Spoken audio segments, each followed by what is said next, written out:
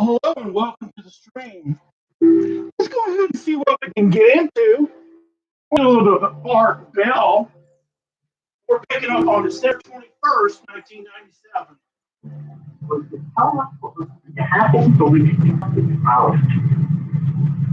All right, then when we return after the bottom of the hour, what I would like you to do, if you're willing, is to give us sort of a summary of what the worst case scenario is. Okay. And I need to be negative myself, but as I watch the direction of mankind right now, I don't think we're yet headed in a direction that is going to have us living out the best of the possibilities. Not yet. He said we have to get to the worst. He calls it the type of trouble. Get to the time of trouble first, then you go into the solitude. The time of troubles. All right, well, that's what's coming next, folks, after the break here at the bottom of the hour. What do you think lies ahead? Do you want to know? If not, you should turn off your radio right now.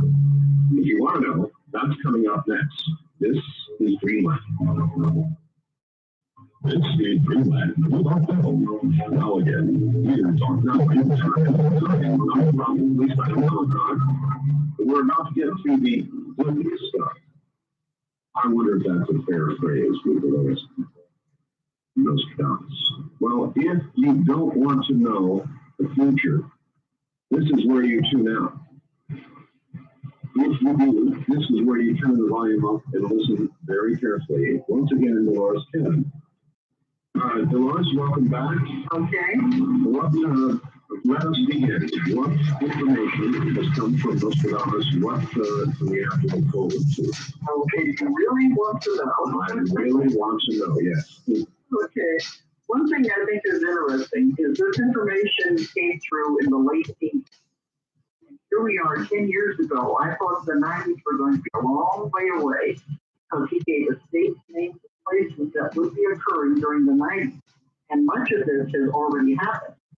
Before, I could treat it kind of like a story. Well, maybe it will and maybe it won't. But then when it began happening, that was scary because that means the rest of it. The books were first printed in 1989, the first volume was, and long before the Gulf War even started. But yet, in that first book, we had the dates 3 different times at the beginning of the Gulf War. We had Saddam Hussein's name in anagram form. And, all of this is acting up again now. We're really in a very volatile situation over there. Oh, yes. But every time the books have gone into big print, I've added updates in there saying this happened on those and such dates. And now there's so much printing and so much occurred in the last year alone, I could no longer insert these books. I had to add a 50-page addendum to back to volume 1. And a lot of that, the prophecies that he had told us about the new types of print, told us that the next computers were going to be operated by voice. They have done. They're working on that, and they said the next one after that will be operated by thought, which they are working on. Then after that, there will be what we call the organic computers. And they are doing that now with the DNA computers. Yes, they are. And this was all in the prophecy. Also, what they talked about nanotechnology, he predicted that. And at the time, he really didn't have a name for it. He described it perfectly. And he even mentioned the HARP project in one of the quatrains. He said the scientists would be fooling around with the energies of the atmosphere, energies of the Earth, and they would be ripping a hole in the ionosphere. That was exactly the stated goal of HARP. I know, because now, whenever all this began happening, you can see why I had to have 50 speeches. Just like you alone. He even had the absolute accurate dates for the passing of the Hale-Bopp and the Hypothetical Comet. They were also in there. And these books were first written in 1989 and they were first printed at that time.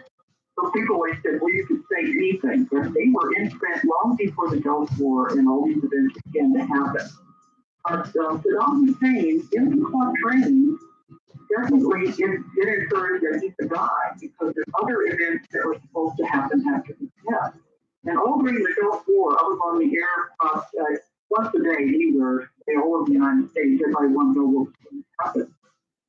And at that time, I kept saying that Saddam Hussein had had to die. He would not live out the war. Well, it hasn't happened, but I think that part is still possible. No, they mean that the war that was being described has not yet occurred. Well, what Nostradamus said was World War I and World War II had some events that happened before that, before the actual war broke out. But you don't realize that until you look back on it as history, saying that's where it started. That's what will happen when you look back later. You will say that the Gulf War was so important because that's the beginning of everything.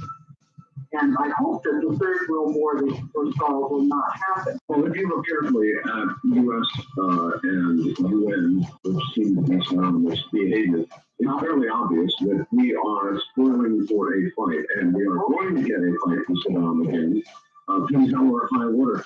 And it's going to be fairly soon, I would imagine. So That's what I'm afraid of, because we're not out of the 90s yet. But he said, when the part about the Gulf War, he said after this war began, and it was going to Little War, he said it was tea over oil, and if Saddam Hussein, the DNA was an underground form, he said he was a madman. People who would think would have nuclear capabilities, but he did not have it at that time. But he said, if this man would be a forerunner, he would be one of the puppets to set the stage for the third Antichrist. He's not the Antichrist, he's one of the people that are part of the group that prepare the way, so to speak. But after this little war, which would be over oil, and he said there would be different countries in Europe as well as ours would be involved, then it would escalate. There would be many other little wars in the Middle East. And then we would go to war in what he called the gray area of Europe. He called it the gray area because he said you don't know if you're in Europe or if you're in Asia. And he used the name Macedonia and Albania because he didn't have a name for Yugoslavia at that time. I lectured in Bulgaria a year ago. I was just over the border. I go Balkans, over the border from Bosnia.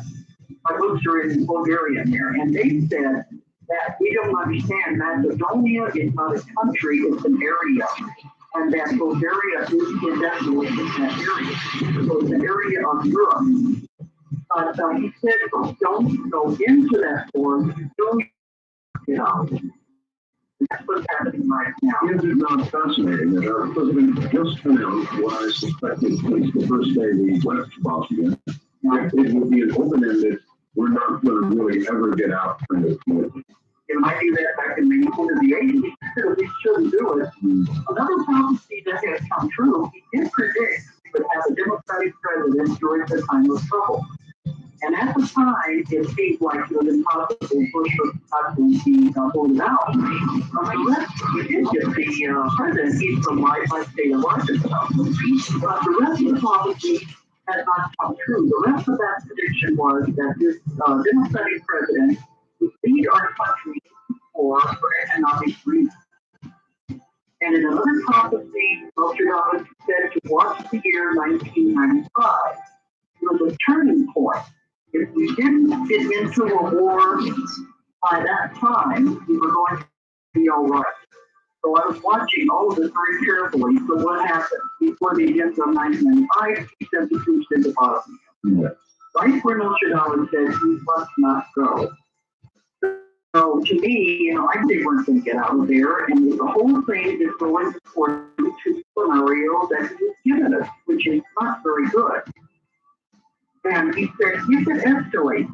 We could be in the worst war in history. And he mentioned biological weapons, chemical weapons, nuclear weapons, worse than anything you could possibly imagine. I have somebody who is fast, named Dusty, asking, please ask the Jones comment on Nostradamus relative to biological warfare and nuclear weapons in the future that cause plagues. Is it true that Nostradamus refers to New York and London as affected by a plague? At the end of the year, he says that there will be diseases created during the time of trouble that will use his weapons. And one of these studies that he personally talked about was going to be used against England. I suspect that Tell me to put all this together with a computer in a chronological order, which is very difficult because they were just scattered all over. These books, there is no order to them. So I would say if there's anything wrong with the order, it's my fault because I tried to do the best that I could. But I am assuming that for something different secret weapons will not be created until the war is in full force. That's what I'm assuming. I might be wrong. But one of the diseases they said that would be unleashed on England was a disease that would kill only men. They would attack the X of the Y chromosome. And that way the only male would die. And this was have to do with armies and things like that. But he definitely did see plagues being unleashed, new diseases that we have no cure for, and that's definitely happening right now. Certainly is. And the main thing he wanted to warn us about was the third Antichrist, because he is the one who will be bringing a lot of these things down. He said there's a group of people in the Middle East that's been taking care of this young man and grooming him to this role since he was born. So it's a very definite person, a lot of information about it. This person is now alive. Yes, he is. He has a horoscope, he even has a drawing of what he looks like.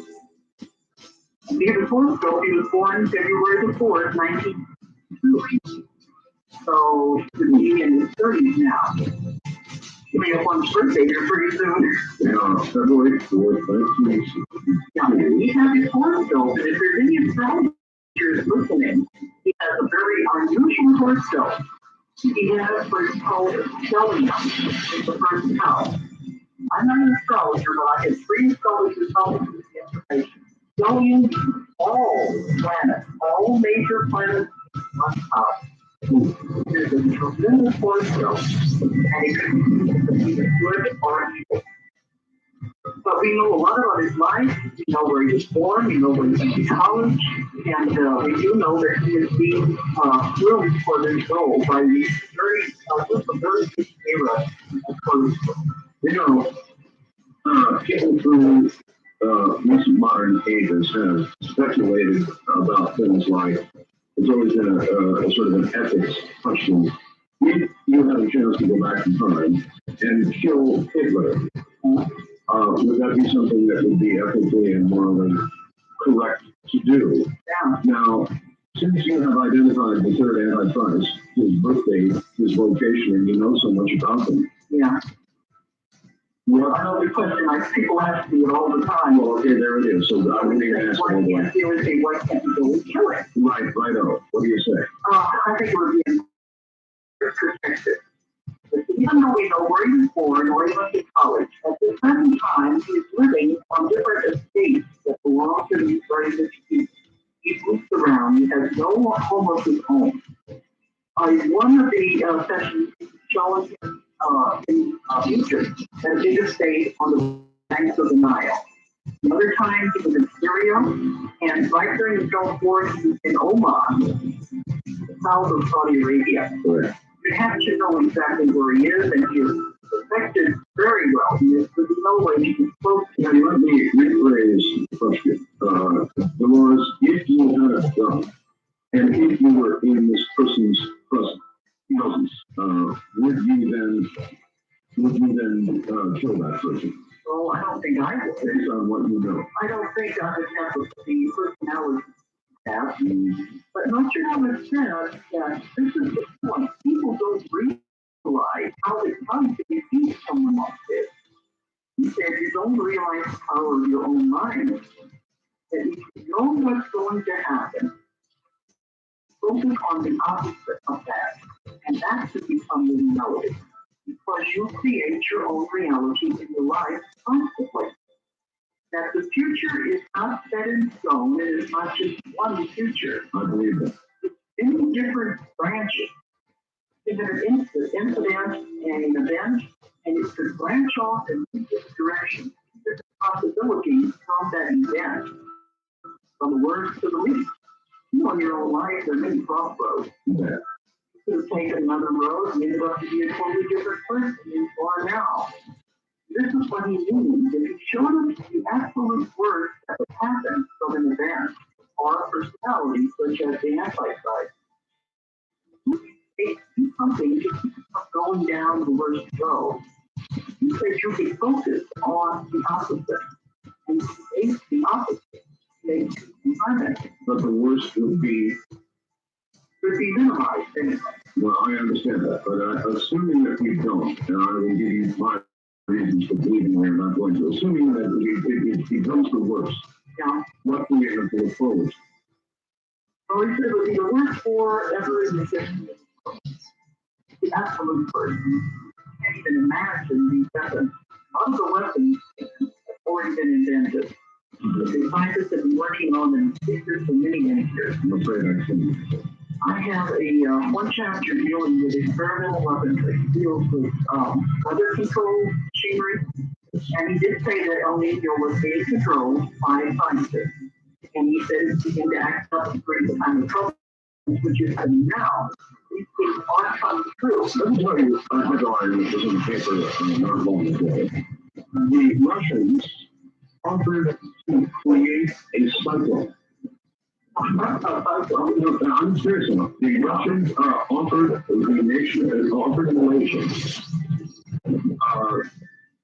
a demonstration of how they could, with a satellite that they now have orbiting, create a cyclone. And they said, the Russians said, this first one will be a free demonstration. Now, the reason for the cyclone is to clear away the horrendous choking smoke that has been coming from the fires there. Oh, yeah. All of Asia. And the Russians have made this offer. And to me, that means then the Russians now have a satellite orbiting capable of actually modifying the weather as in creation of a cyclone.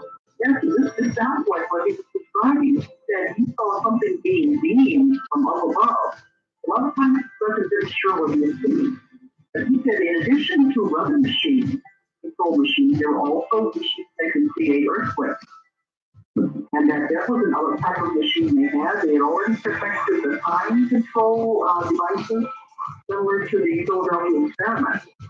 And that all of these things have already been perfected. All of that was springs from Tesla technology. Yes, it would. And you know, when I first began giving writing course and giving the lectures, I was like a blank piece of paper. I had never done a lot of research, and maybe that was the way it was supposed to be. I couldn't censor it, I couldn't change it anyway.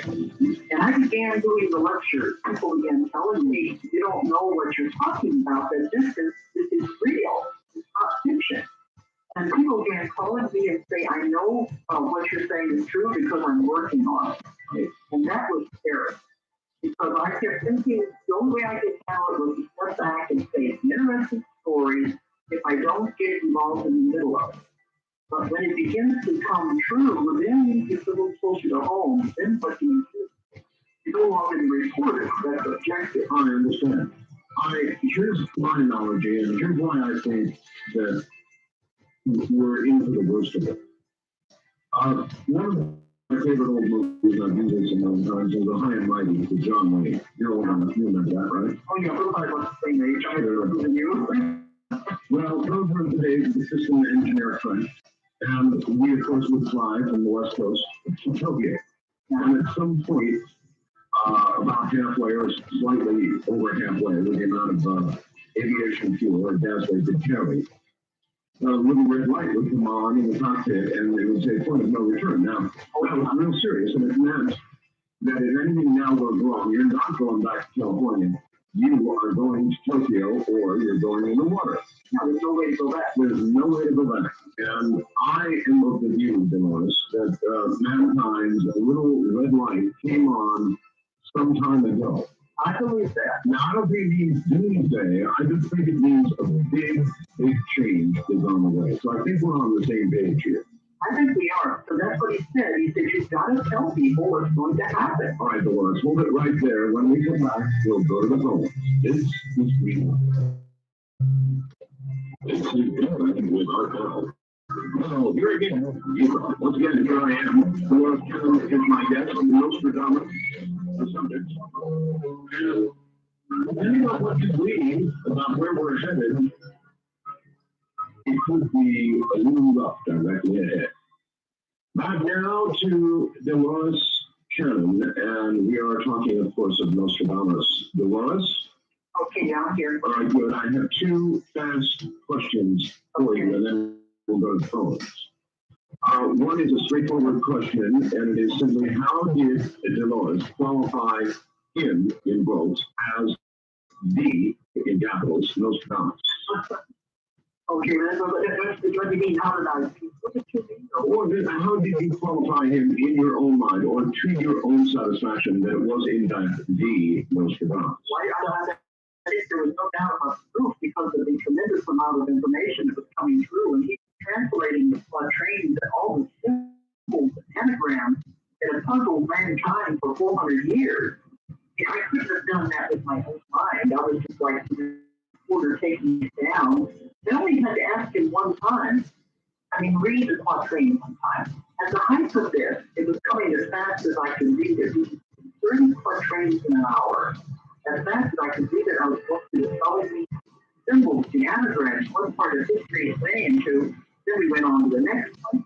All I had to do was compile it into computers. It was mind-boggling. There was no way that any human being could do this on their own. People had written me and said that they take, and some of them working as long as 4 years on one quatrain.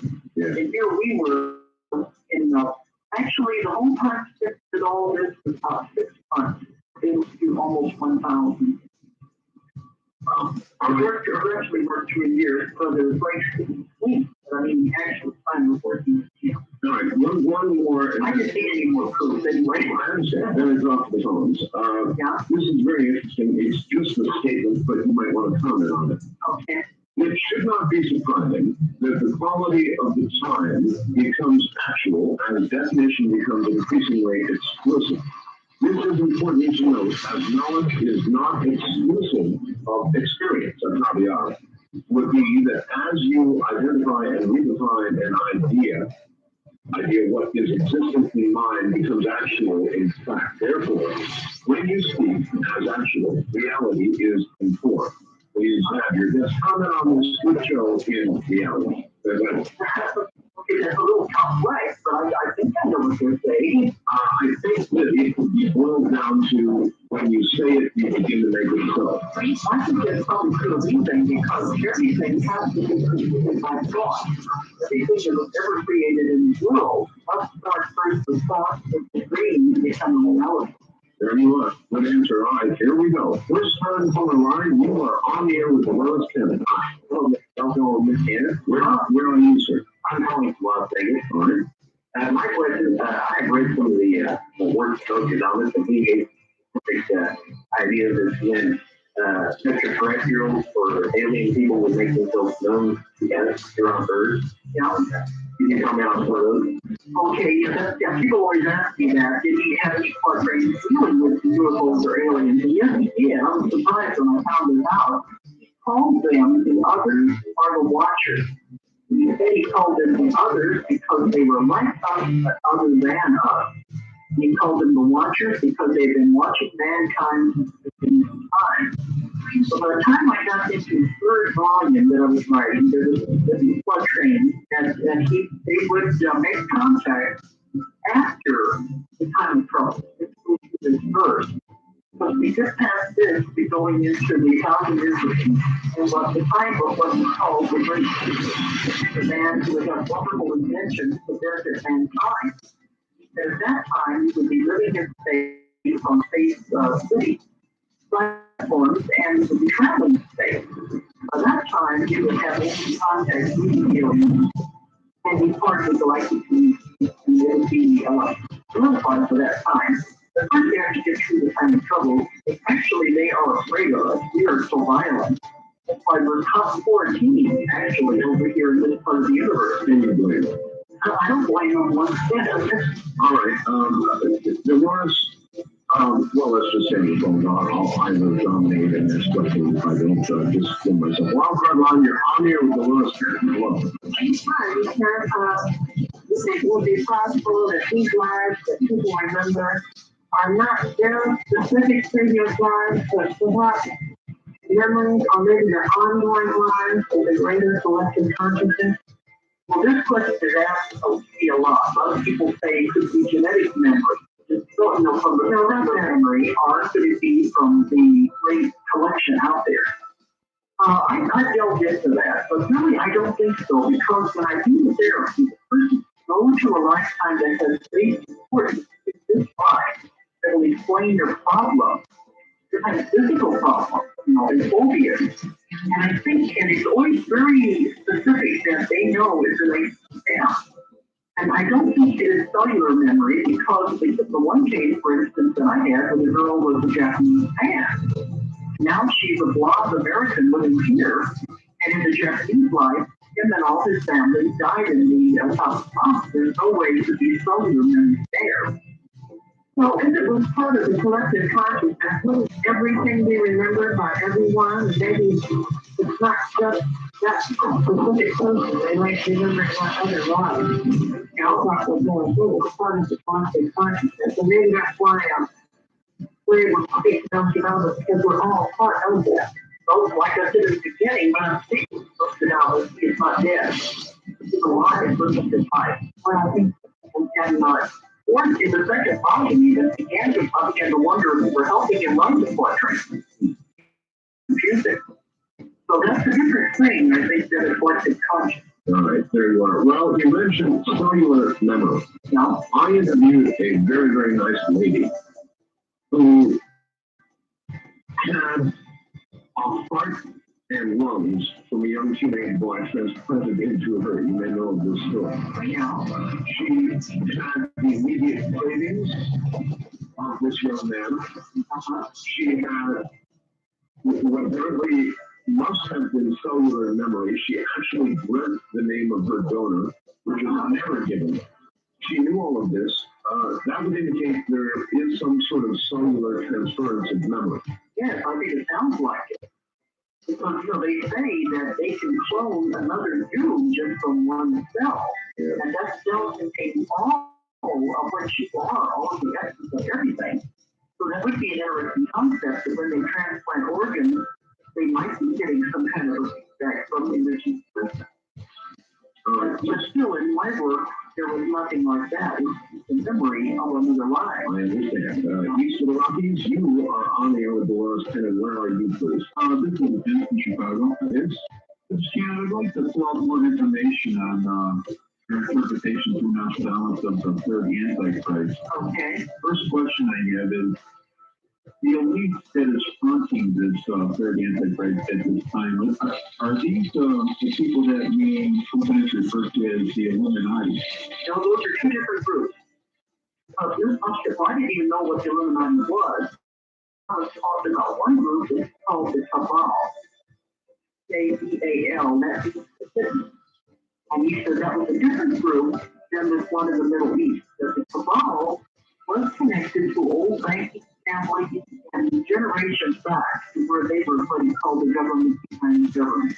So this Cabal is what is behind this third Antichrist. So it's a different group altogether. They're two separate groups. And he said if they only realized it and got together, they would have much more power. But the one is wants to keep separate.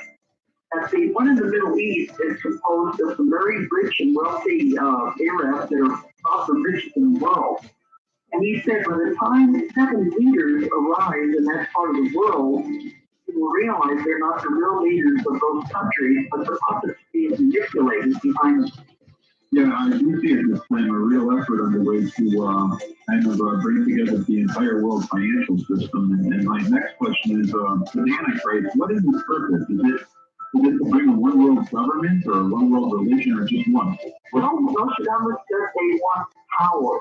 That nothing will ever be enough for them, even though they are extremely rich now. He said they want all. They want it all. Power. And I said that doesn't sound sane. And he said it's not.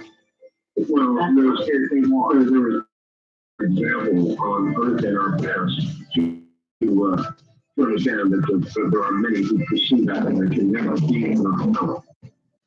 Well, they were even building an underground city where they could go and let the world destroy itself, and then they figured they'd be able to come back and have the world to itself. whole thing does sound very crazy. All right, what's the Rockies? You're on the air with Dolores Karen. Where are you, please? From Phoenix. My first question was simply the first one from Vegas, but my second question is, there's a controversy concerning Section 24328 about the name instead. Oh, yeah, I heard it. I just came back to the main one, and they were talking about it over. I will set something to argue that you think it's in there. Maybe you can agree to what train. I don't know it by the number, but I do know there is the name Diane mentioned in the French. Well, I can't open the fact machine, but all right, Chris, I'll look for it. Thank you. It is the one, yeah, I don't know about the numbers, it's hard enough to remember them without the numbers. Of course. But the one that they're referring to, people began calling me right after the death and saying, it does this refer to death. Yeah. In the quatrain, the name Diane is French. In the interpretation, Diane stands for the moon. Goddess of the hut and the goddess of the moon. But it really has no relation to Diane. They were just looking to the quatrain looking for something, and they picked up this one. All right. Lisa the Rockies, you're on here with Dolores Karen. Where are you calling from, please? Lansing, Michigan. All right. Yes, my question would be, if the Antichrist was able to be, picked up in some form of campaign, would that affect the outcome of, as far as, quatrain things, Quatrain things. I think that if he was taken away some way that it contained that affected, yeah. well, you gotta remember, this is a very powerful group of people that have organized this whole thing. And I would think it would be very possible they would come up with another one. But in the beginning, his parents were killed when he was about 8 years old. So he has been taken care of by these people, and they manipulated and grooming him for this job. That if he would be the charismatic leader of the world. Don't you know that you must remember, in the beginning he will appear as a savior, the man with all the answers, the man with the golden tongue. He won't make his first conquest with violence. The same thing that Hitler did. In the beginning, it was rhetoric, be able to talk. That's because basically, in the beginning, people won't realize what's happening. So they'll be very gullible. So I think by the time they realize what's going on, it may be too late. Basically, he can just walk right in front of them, and most people wouldn't even think of it. Don't you know, people are growing because one of the people I worked with was a psychic who had helped me police on police cases, using the police composite kit. So she composed a picture of what she said he looked like. That I would like to see. That's in volume 3. All right. Now, let me stop you and make you talk a little bit about your books. There are 3 volumes In this of conversations with Nostradamus. yeah. You have written many books, but obviously the interest is going to be in these. Yeah. And if people want to get them, how do they get them, Dolores? Okay. If you can't find them in your local bookstore, where they should be, but others can say they're not there, you can call our 800 number and we can ship them immediately. All right, and that number is 1-800-935-0045. 1-800-935-0045. Is that a 24-hour number? Well, sometimes, but I do have another number if that one is busy. Can I get both of them? I figure that 800 number is actually there where you are. Yes, this is where I have my office, and Oh, good luck. All that's what right. I was thinking. The other one, well, you know, both of these are in people's homes, but we will try to answer them if you want. Oh, good luck. You are going to be free. Someone told me that I was not prepared that it was going to be an avalanche. How many? Can I give the second one just in case the first one's there? Of course. Okay, I just want to give too many. The first one I gave that. The second one is 1-800-230-0312. I take it that in these books, that's 1-800-30-0312. But I prefer you use the first one because we're going to stay up most of the night. You sure are. If you're 935. Yes, if one wishes to know the specifics of what is ahead, and or see the photograph or so many other things. And these are big books. I've got only volume 3 here, and it is, let me see, they're about 321 pages. So now they're close to between 300 and 400 pages. I will tell you in volume 2, I have maps about the tip of the world where continents will be left. We have gone into every possibility and probability you can imagine. all right, then the main number, folks, if you want to get your hands now, it's going to be hard to get through, so keep trying, is the operative word here. 1-800-935-0045.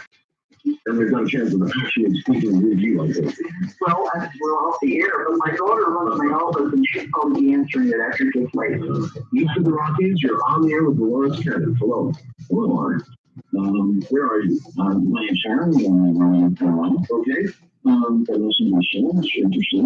Dolores is, it's one of the things I remember very big with Mr. Thomas is one of my, the president having come from Arkansas. But I'd like to hear some kind of reference. Is there a fourth train which you can point to that gives us that information? Yes, I didn't say it's come from Arkansas. He said it's going to be a Democrat. That would be a Democrat. I said he came from Arkansas. I was surprised. But the Quatrain does say that he was a Democratic president during the time of trouble. I don't have my book in front of me. I can pull out the prophecy for you. But I have to be able to give you the number. Is there any Quatrain you can give us which should give us some new information? Democratic. Democratic president. Any of our presidents could be considered Democratic depending on how you take the word. Well, during the time of trouble, so he specifically referred to the Democratic Party. So that we might understand terms, it is the Democrat Party. There certainly are Republicans who are part of the Democratic system. So No, he says there's no doubt because he says your American government seems to be that when there is a Democratic president, you go to war. I mean, the republics usually have recession. So he said it would be a Democratic president during the time of trouble, and that this president would use the war for economic reasons. all right. Well, I need to get into it, but I can give you the number, but I just don't have it right here. all right. Call the office later and you can get through and I'll give you the number. All right. Again, the operative numbers. The main number is 1-800-935-0045. You can call that now.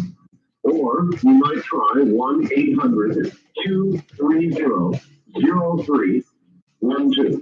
I'm Mark Ellen from an area in the desert near Dreamland. This is Dreamland. Now, all of your calls on Dreamland with Arthur. Back to Dolores Cannon and her trilogy, Conversations with Nostradamus, which you can get, and we will get that phone number out again. I suspect they're already getting very busy. Dolores, let me read this to you from Chris, who called a little while ago, indeed it came true. Entitled Nostradamus' Predicted Buys, Death, and Funeral. Like everyone else, your editor was shocked and saddened by the death of Princess Diana and her friend, Dodi Al-Fayed, in Paris 2 weeks ago. Now, this was obviously written some time ago. While most modern psychics seem to have missed the boat on this tragedy, I wondered how the Babe Ruth of prediction Nostradamus himself had made out. Turns out the old master has hit another home run. Check out this item. Century 2, Quatrain 28. And I will not endeavor to read the French, but rather... I don't know the French anyway. The last quote, the last son of the man with the prophet's name will bring Diana to her day of rest. At a distance, they wander in frenetic grief, delivering a great people from ruin. The father of Dodi Al-Fayed, the owner of Harrod's department store, is named Muhammad, the name of the Islamic prophet. The rest of Nostradamus' prophecy is self-evident. Okay, well, I haven't heard that one. The other one they were talking about was dealing with the planetary thing they had to do with space travel. That one, we interpreted it a different way, but he did tell us there was more than one interpretation for the different quatrains. They would refer to many events. But normally he said he didn't focus on an individual person unless they had something to do with the whole picture world. And, people say that he mentioned Elvis and things like that, and OJ. But it's a possibility then because Diana did affect a lot more people than the normal person would. Right. It's a possibility that could be an alternate interpretation. Right, Dolores, could you feed us some goodies? Somebody here says, I'm not an expert on Nostradamus, but every prediction your guest has made thus far is not, in quotes, news. They've been available in some interpretation of the Quatrain and others with French as well. So, is there anything you can give us in your conversations that is yet to come that would surprise people? Okay, so that's one of the things you got to remember, though, if it is definitely set in time, all the different psychics covered a lot of these things.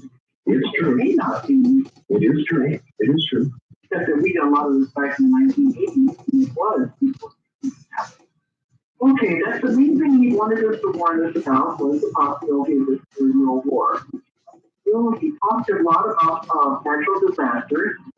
He said that there would be an increase in natural disasters during this time because the Earth has been shifting gradually the last 40 years. He said that big sudden shift is the one that we have to watch out for. But it has been shifting gradually, and as this happens, all the weather phenomena and all the things that are occurring now, he predicted would happen. He said, watch the patterns. Incidentally, he said it would not take a war to empty the coffers of the world. It would only take these increased disasters. He said, watch the patterns. First, that there will be earthquakes where there have always been earthquakes. Then there will be earthquakes where they have never occurred before. And this is happening. He says, watch for the reawakening of the ring of fire. Volcanoes that have been dormant for hundreds of years would begin to reawaken. And this is happening. And he did say that the weather patterns would change and the climate would change. And that's right. All of that is definitely happening now. He gave us 3 predictions that were supposed to happen before the end of the night. Those are the dates we could get to them, and so far they have not happened. And some of them deal with weather. The first one, it has to do with California. And a lot of people, when I go out there, they keep saying, when is the big one going to hit? They keep thinking about the earthquake. Right. The Quatrain that he refers to was LA. It not deal with earthquakes, but it deals with the Santa Ana winds coming in. And he incidentally called in the Quatrain, called LA the maritime city of the crystal swamp. When he refers to New York, he refers to canyons and like towers and these canyons and mountains. But LA, he said, when he looked at it, it was like looking at a crystal swamp because he saw the reflection of all the glass, some glass. And he said it was like a swamp because you could get lost in it. But he said it would happen around this time of the year. In fact, he said it would be that it's the winter solstice is when this prophecy would happen. That the temperatures would rise so high that it would be up to 120 degrees. And this would be mostly caused by the Santa Ana winds again over LA. He said naturally during that time, when this happens, somebody will throw a cigarette out, they will start a fire in the mountains. The people would be dropping like flies from the east. This was specific. He didn't mention the earthquakes, although there probably will be one. He said that the people in that area are very accustomed to earthquakes, and they doesn't even bother them anymore. They won't see if you tell them to. But that was one about LA dealing with the winter, the height of the winter, there would be heat. The other one dealt with an earthquake. The volcanic eruption at the same time. He indicated it was going to be on the North American continent, but he didn't know exactly where it was. He didn't tell us that. He said it was going to be a volcano that has been dormant for, hundreds and hundreds of years. Have you been watching that? I saw something on the news the other night that they said there's a volcano out there that's beginning to rumble. I began to wonder, could that be the one? Well, at the moment, they are either in or close to a yellow alert. They haven't exactly told us whether they've gone to yellow or not. There are those who believe that they have. And that would be the birth of a new volcano. He said that the soil will be red for this happens. I don't know if that area is the area or not. All right. But he says when the volcano erupts, There will be an earthquake at the same time, and a city at the base of this will be destroyed. And the rivers will run red, not only from blood, but from the color of the soil. So some people have told me there is red soil out in California. But when I spoke in Santa Fe, they said Santa Fe is really the middle of a caldera there that's very ancient and has red soil. So different people have been trying to find out where this is going to be. But it was interesting that definitely was an old volcano up there in California that's beginning to rumble and show signs of life. So I used to work with Gordon Michael's down. Yes, I know him very well. We started out together years ago. Yes, Gordon's a very good friend, and he has had visions of LA, which include, he talked about incredible amounts of glass from skyscrapers on the ground. He saw visions of people fleeing from the Southern California area to my area. Thank you very much for that. Yeah. And that sounds an awful lot like what we brushed up against here shortly. Well, the third, let me tell you the first Earth prediction, you'll also study, please. This was going to be the worst hurricane ever in history. And it would hit Florida, but it would hit on the sides where the NASA facilities are located. I thought the first Google came through there, and there was another one from about a year ago that was really bad. Yes. But they were on the Gulf side. This one, I guess, NASA is on the ocean side, I believe, isn't it? And NASA is on the eastern side of Florida. Well, that would be on the Atlantic side. And that's correct, yes. Okay, well, he said that this hurricane would be the worst ever, and it would hit that area because it would destroy most of the NASA facilities. Very, very interesting because during the El Nino years, Atlantic hurricanes are either suppressed or nearly non-existent, while on the other hand, Pacific hurricanes are horrendous. We are now in El Nino. The largest wind gust ever reported on the face of the earth was just reported on Guam the other day when a super typhoon hit at 236 miles per hour. It's the worst ever. Yeah, the worst ever. What Nostradamus said is the temperature of the ocean only has to increase by a 2 degrees to multiply the force of the hurricanes 100 times what they are now. Well, that's what happened. The temperature of the oceans are increasing. But the ice is melting. The ice is melting in Antarctica and in the glaciers. Yes, I'm well aware. And I'm sure that he is correct about a very few degrees, making a remarkable difference in the strength of whatever would be cooked up in the Atlantic or Pacific. But he said that if they start, they would prove the NASA facility. It's going to get there. All right. Eastern Rockies, you're on the air with Lawrence Tennant. Hello. Hello. My name is Rowan. And where are you calling from? I'm calling from Atoka, Oklahoma. Okay. That's close to us. Yes, it is.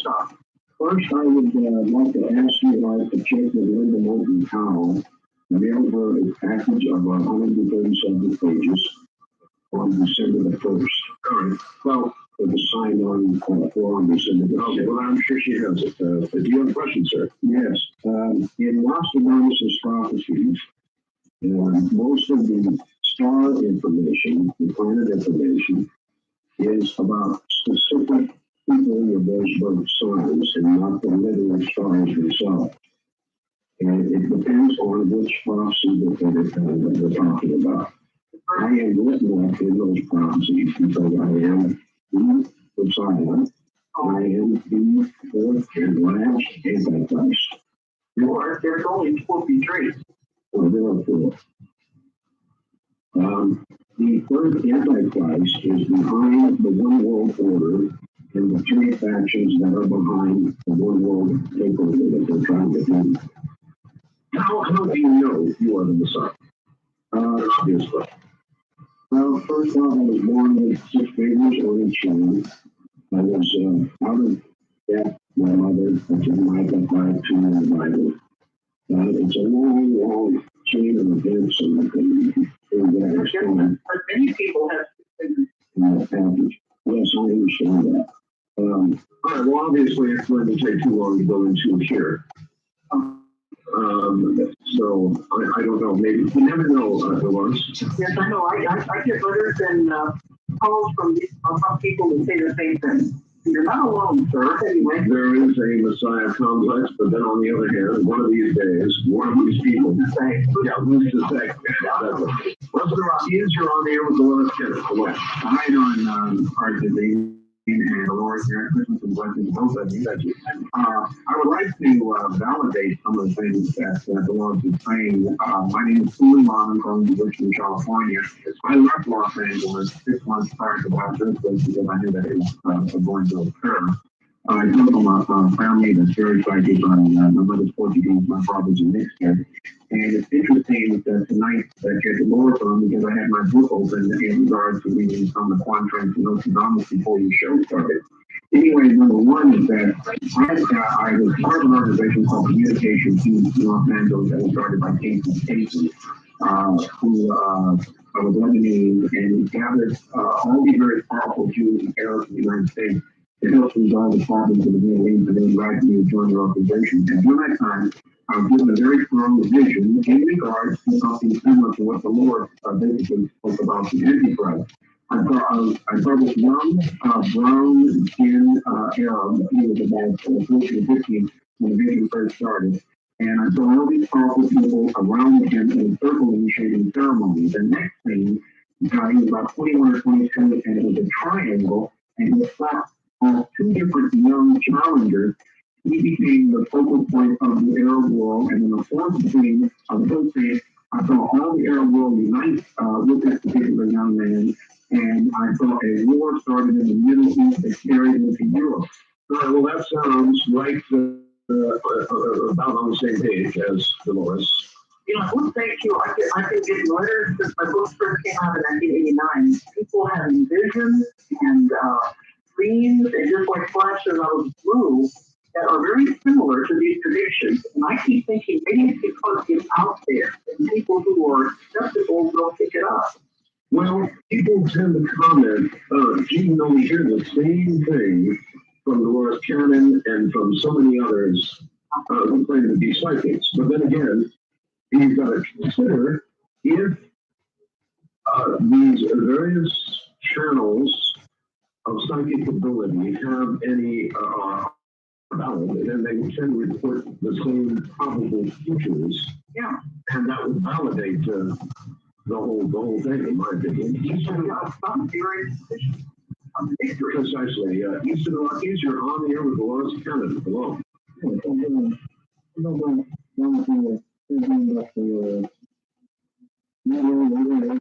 Well, yes, we touched on that earlier. The third Antichrist is now alive and is in the Middle East and is being protected by, I guess, the people that you could think of as those who would be behind the New World Order or grab for power. Is that fair? Yeah, for what I said before, there were two groups, and you might be thinking of the one that Nostradamus spoke about. That is more or less in the western part of the world. There are two different groups. Wild Red Line, you're on here with Dolores Cannon. Hi. Hello. Art? Yes. Oh, I thought this was first time caller line. No, it is not. Art, this is Alfie. I am calling from Ohio, and I'd like to thank Dolores for identifying the Antichrist and the gentleman earlier for identifying himself as the Messiah, taking a great deal of strain off of me.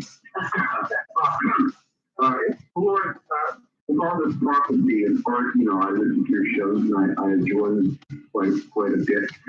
I wonder, what's the point of the Messiah in an Antichrist if you're not going to make it anything? So, I mean, we have all these. No, nobody said we're not going to. And that's a very negative way to look at it. We have to look on the right side. There are going to be changes to come. There's no doubt about that. I tell people before the year 2000, there's going to be tremendous changes. But I believe mankind is a survivor. We will survive. And it doesn't mean this is the end of everything. There's been a lot of times in history when everybody thought it was the end of the world because of the events. But we're going to come out of this. And I hope we're still making some belief. The word belief of the worst possible scenario come out of it. No, hardly scratched at all. Well, that's up to us. First time done. It's all in our hands. First time caller line, not a lot of time left. You're on the air with Dolores Kennedy. Dolores, how you doing? Okay. Where are you, sir? I'm in Canada. My name's Cram. All right. On Train 97. It's one of the popular ones. Stefan Positively, his book, he's written about it. Yeah. It's the last line that might confusing. It says, they wish to see the Normans proven. If you look at the whole thing. I don't know the number. You have to Contract talks about 45 degrees. It's going to be a light fire. Yeah. Great new city. That one. Yeah, that one. I'll tell you what, there's much time where it said, but take a look at the biggest non-nuclear explosion in history that took place in Halifax Harbor. Two ammunition ships collided, one being French, as a matter of fact. And it's right at 45 degrees. And the fire, the flame explosion sprung out from the harbor, which it does in one train. But more importantly, Stefan Paul says part about the Normans to be proven. You know, he says it's confusing. But if you look at it, the history of our world, the North American continent, they believe was founded by the Vikings, which were the Norsemen called the Normans. No, that is possibility. There's no scholars definitely referring to the French in that quatrain, and it has to do with the missiles that will be part of the United States, and the French will help to stop it or help once it has been fired. That's where it comes to the 45-degree angle in that quatrain.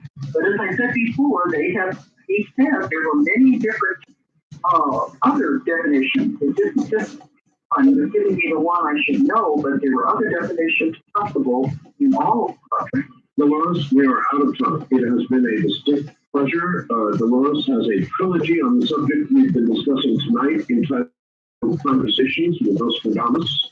3 books, volume 1 through 3. And you can get them by calling 1-800-935-0045 or 1-800-230-0312. Dolores, I'm sorry, the clock says we've got to go. It has been a great pleasure. It's very fast. Oh, it's very fast, and we will do it again, I assure you. Okay, I want to thank you for having me on. Good night, Doris. Hey, Merry Christmas. Good night. From the high desert, good night.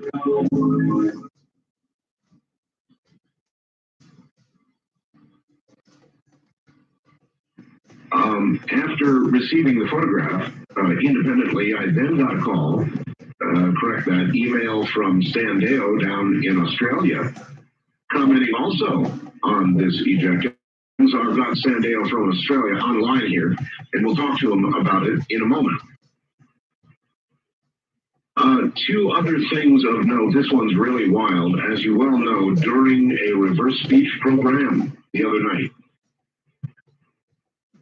at 1:26:21 in the morning, one of my studio cams, while we were doing on Harlot, took a photograph of me that you just simply can't account for. Now, about 14 or 15 photographs submitted by listeners who are convinced they have used Photoshop or something to see whatever it is in the picture, have been submitted and are on the website right now, trying to figure out what this apparent apparition by my head is. It may be like a giant Rorschach test, I have no idea. But let me add to the coincidence. Something today really blew me away. Actually, last night late, I've been holding it wanting to tell you, you're not going to believe this. Let us add up the coincidences, all right? My camera has been taking these photographs, tens of thousands, for at least a half a year now, and we have never had a photograph showing anything remotely like that photograph, under the same lighting conditions, with artwork, the same watch, and the same everything. So, can you look at the possibility of a reflection? The answer to that is, I think not. Whatever it is in that picture, and I don't claim to know what it is not a reflection. Item 2, the photograph was taken while we were doing a show on reverse speech, right? And reversing a harlot. And Now, the final item called to my attention late last night. Did anybody happen to notice? Get a piece of paper and write this down for me, okay? Write it down for me. The time this photograph was taken was precisely, and the time hack is on the picture, so you can't argue about that. The time the photograph was taken was 1:26 and 21 seconds, or the numbers 1, 2, 6, 2, 1, right?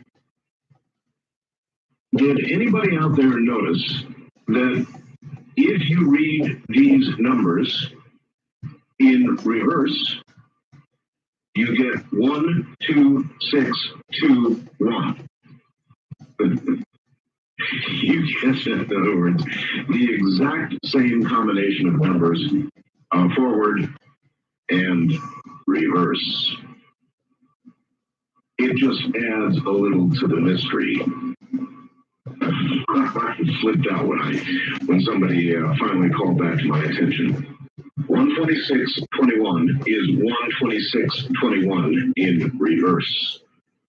That's the time hack on the photograph. I've been telling you for some time about Snappy. It is a remarkable product that anybody with a PC simply can't live without. I mean, it's $99, and if you have a PC and you don't have one of these, then you're in the dark ages in more ways than one.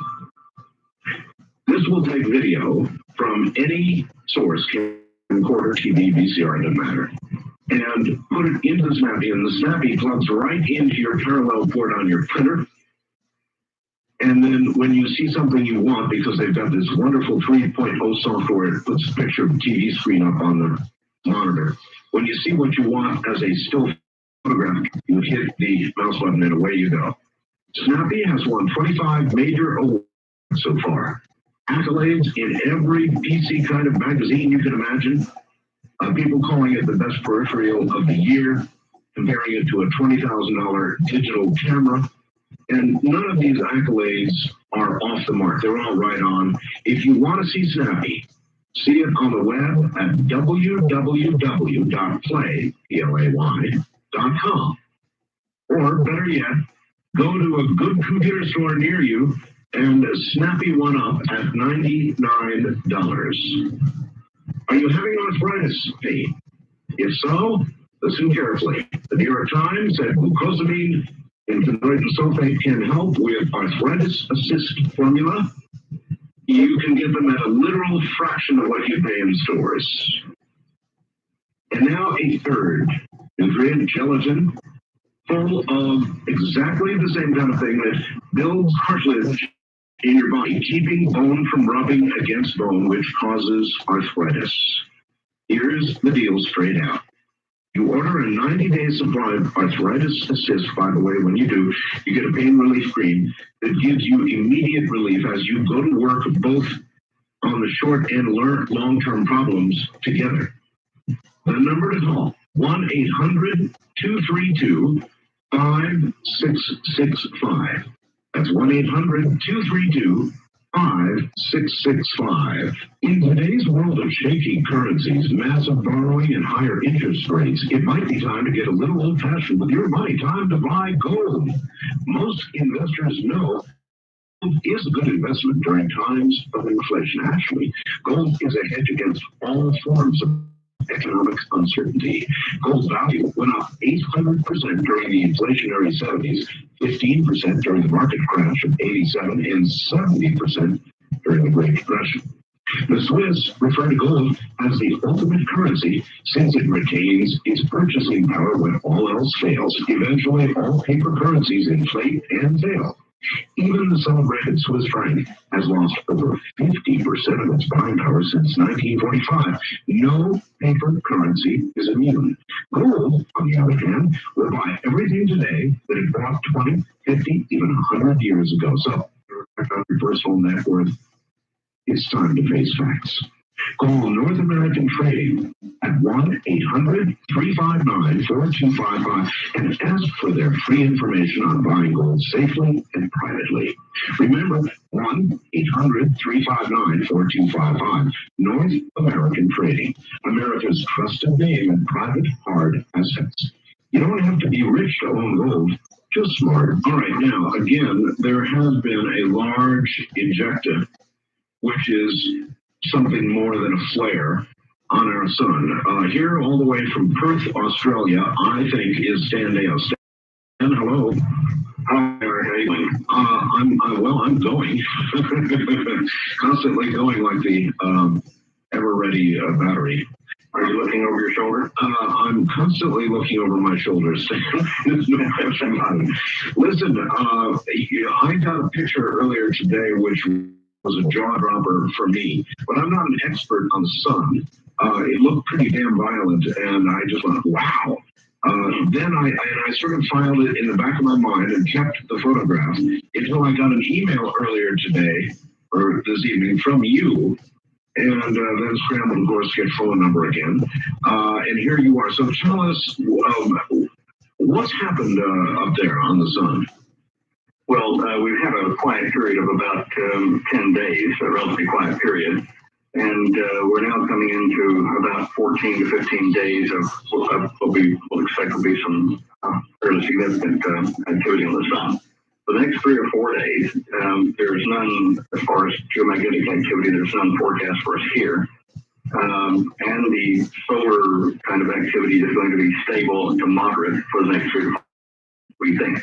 However, that flare, which is flare number, or site number 8124 on the sun, is extraordinary, and the photograph that you're talking about is also extraordinary because it formed a bright spot star on the digital camera when it took the photograph, and produced kind of a black and white analogy of what's called Newton rings, or the circular rings around a bright spot on a camera lens. And if you go to that, I think you're linked into it on the Soho site, on your site.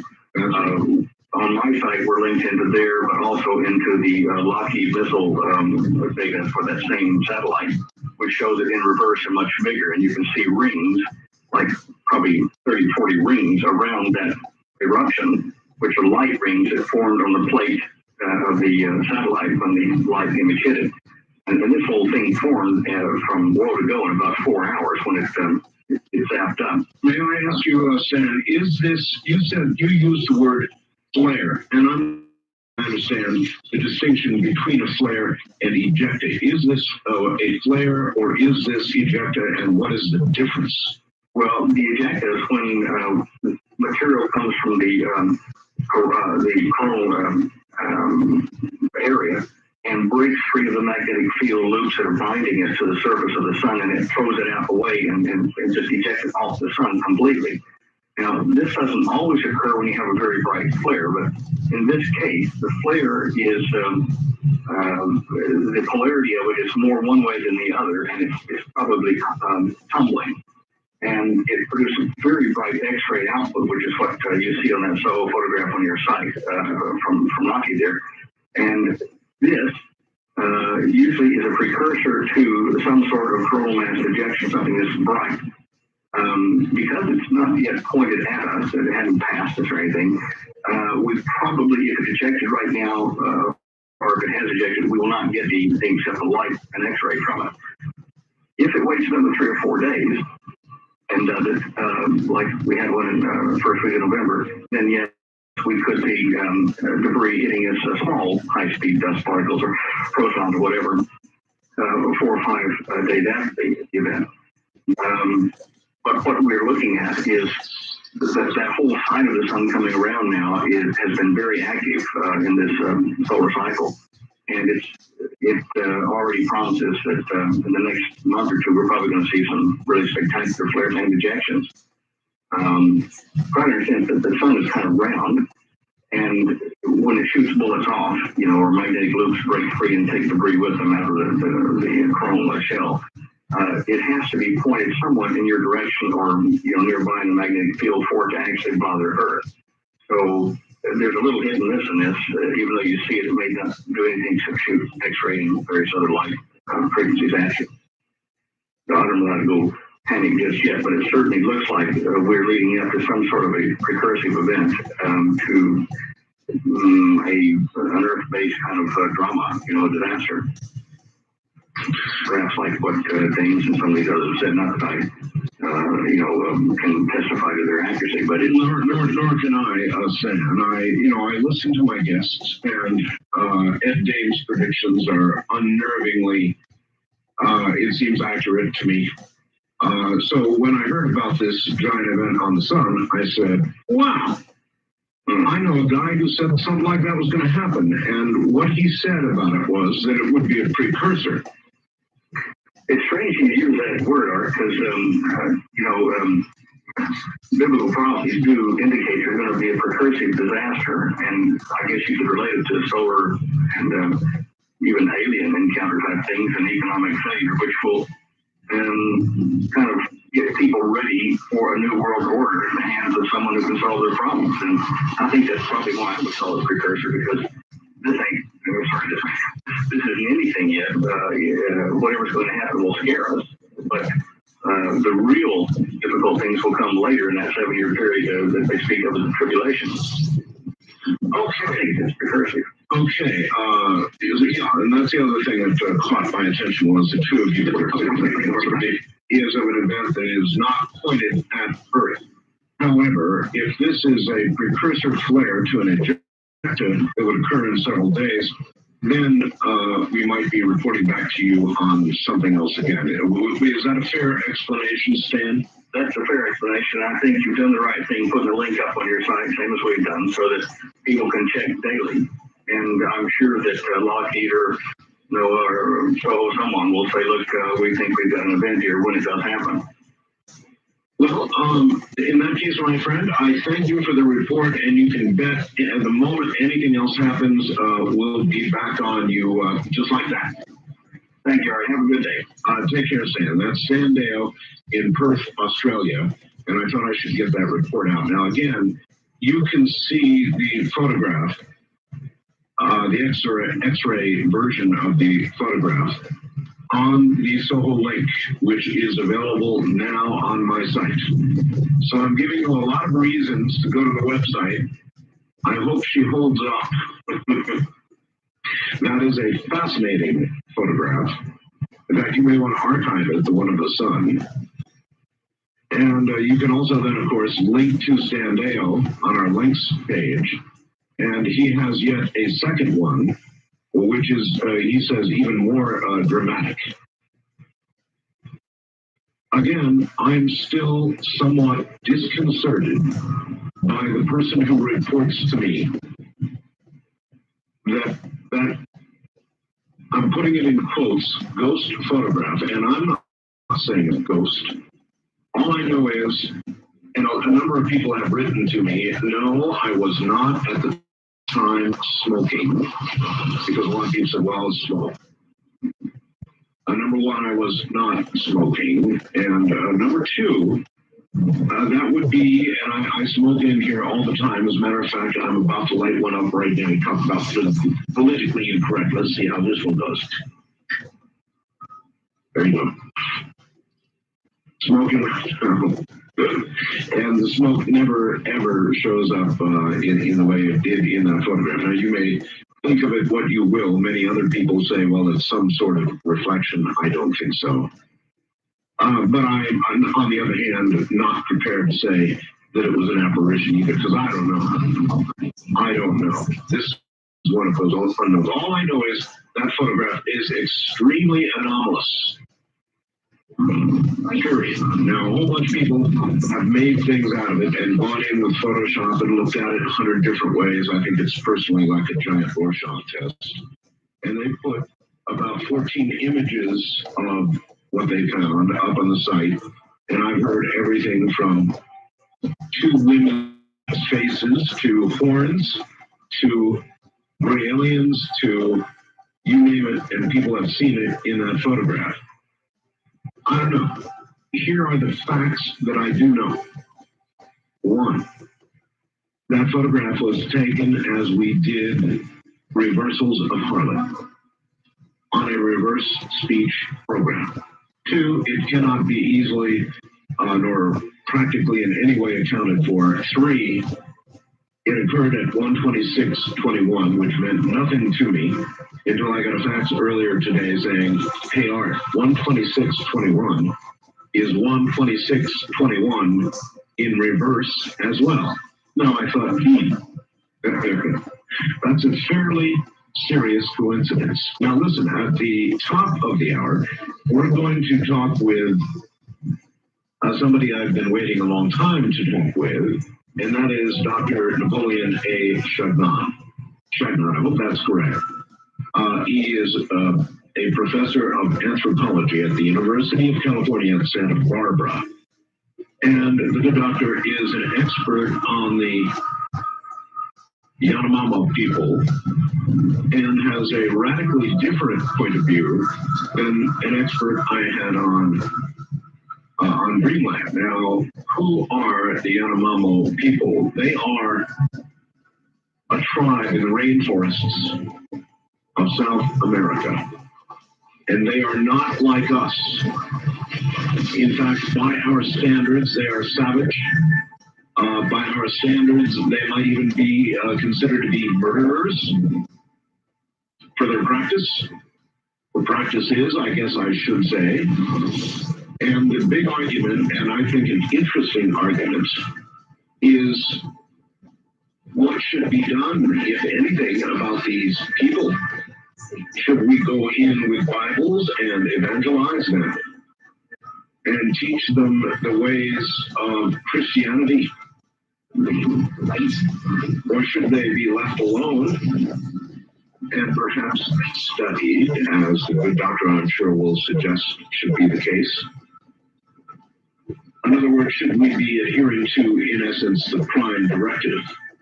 No, their behavior would not fit well in New York City or Los Angeles or even corrupt Nevada.